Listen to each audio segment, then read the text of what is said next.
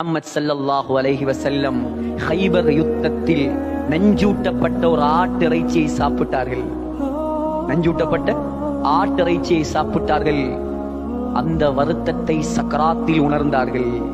சொன்னார்கள் ஸல்லல்லாஹு அலைஹி வஸல்லம், யா ஆயிஷா லா அஸாலு அலமத் த்ஆம் அல்லதி அகல்து பி கைபர். கைபர் யுத்தத்தில் நான் சாப்பிட்ட ஆட்டிறைச்சியின் வருத்தம் என்னுடைய உடம்பில் வந்து கொண்டிருக்கிறது. அந்த வருத்தத்தால் என்னுடைய நரம்புகள் எல்லாம் துண்டு துண்டாக வெடிப்பதை போல் வருத்தமாக இருக்கிறது. யாருடைய சக்கராத்? யாருடைய சக்கராத்? உலகத்தின் தலைவரின் சக்கராத். யாருடைய சக்கராத்? யார் சுவர்க்கத்தை முதலாவதாக தட்டுவாரோ அவர்களுடைய சக்கராத். யாருடைய சக்கராத்?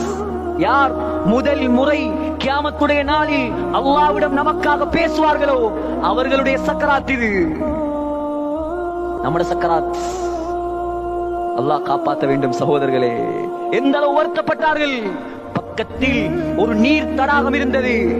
தண்ணியை அள்ளி அள்ளி மேலில் ஊற்றிக்கொண்டு முஹம்மது ஸல்லல்லாஹு அலைஹி வஸல்லம் அல்லாஹ்விடம் கெஞ்சினார்கள், லா இலாஹ இல்லல்லாஹ், லா இலாஹ இல்லல்லாஹ்.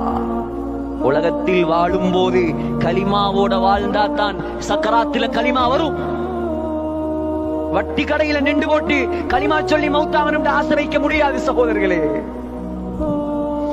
ஆசை வைக்கலாமா? வாழ்க்கையில் தொழுதலே கிடையாது. அவர் துஆ கேட்கிறார், நான் சக்கராத்துல கலிமாவோட மௌத்தாகணும். தயாரிப்போம் உலகத்துல. முஹம்மது ஸல்லல்லாஹு அலைஹி வஸல்லம் கையை ஏந்தி லா இலாஹ இல்லல்லாஹ், லா இலாஹ இல்லல்லாஹ், இன்னலில்